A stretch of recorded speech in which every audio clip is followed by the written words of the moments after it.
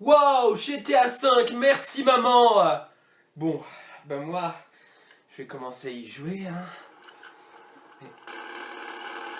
Wow, trop cool. File-moi ta caisse, toi. Désolé.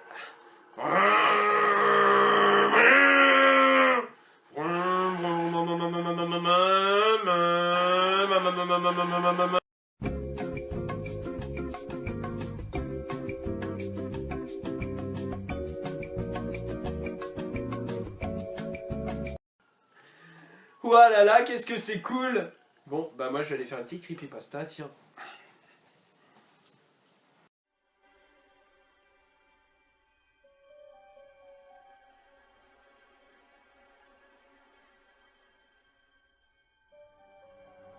Salut, je m'appelle Sori, j'ai 18 ans. J'habite tout près du mont Fuji, dans un petit village de quelques habitants, tout près d'une forêt que de nombreux Japonais connaissent. Je veux bien sûr parler de la forêt Aokigahara, tristement célèbre dans le monde pour son taux de suicide élevé. Et donc, si vous trouvez ce calepin, ça veut dire que j'ai fugué, bravé les interdits pour me retrouver devant cette forêt maudite. Je suis un homme désormais, je n'ai plus peur, et j'ai décidé de percer le mystère. Ça fait déjà une bonne heure que je marche dans la forêt, j'ai déjà l'impression d'être observé. Quelqu'un marche derrière moi.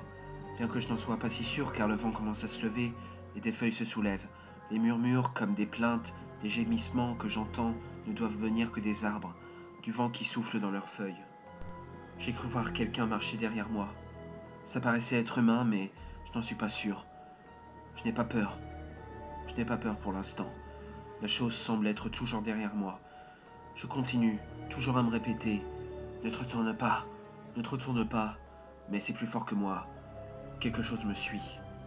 Ça fait 2 heures que je marche. Je ne vois rien de suspect. La chose qui me suivait était un renard. Et c'est seulement la fatigue qui me pèse qui lui a donné cette forme humaine. Les arbres cependant m'inquiétaient plus. Ils ont des formes presque humaines, comme des humains suppliants, essayant de se lever. Le vent s'est arrêté, mais les murmures continuent. Le vent n'est donc pas la cause. Les plaintes et les supplications continuent. La peur m'envahit. Je me suis posé sur un tronc d'arbre, dans une clairière. Je me suis levé en sursaut après m'être assis. J'ai cru entendre pousser un râle. La fatigue m'a gagné. Je m'assoupis un peu, entourant l'arbre de sel pour me protéger de Yuke. J'ai été réveillé en sursaut par des bruits de tambour, comme une sorte de rituel.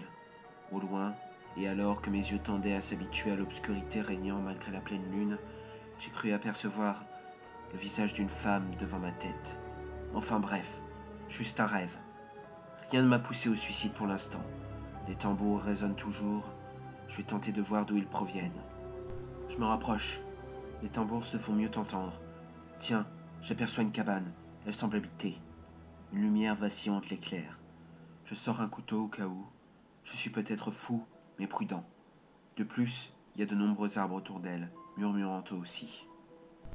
Finalement, pas de quoi s'inquiéter. Il n'y a qu'une petite femme. Elle m'a dit qu'elle recueillait les voyageurs égarés et les empêchait d'aller plus loin, bien que très peu l'écoutaient et que c'est à cause de ça qu'on les a retrouvés morts. J'écris ces mots devant une tasse de thé. Demain, je rentre chez moi pour expliquer mon aventure. La dame a fait mine de ne rien entendre quand je lui ai demandé pourquoi sa maison n'a jamais été repérée. Et puis elle est partie se coucher. Tiens, j'entends du bruit dans sa chambre. La lumière s'allume. L'ombre derrière les... L'ombre derrière les murs de toile est horrible. Mon Dieu, son cou. Son cou s'allonge. C'est un rokurokibi. Quelque chose vient de souffler la bougie. Ceux-ci sont sûrement les derniers mots que j'ai écrits. Son cou s'allonge. Les corps de tambour se sont accentués et semblent étrangement proches. Très proches. Oh mon Dieu, ce rire. Le cou s'approche. Lentement, il va bientôt passer là. Le jeune homme a été retrouvé le lendemain pendu à un arbre. La maison en question avait disparu. Remerciements à Chuen, le sergent de police de Tokyo, de m'avoir donné accès à ses archives.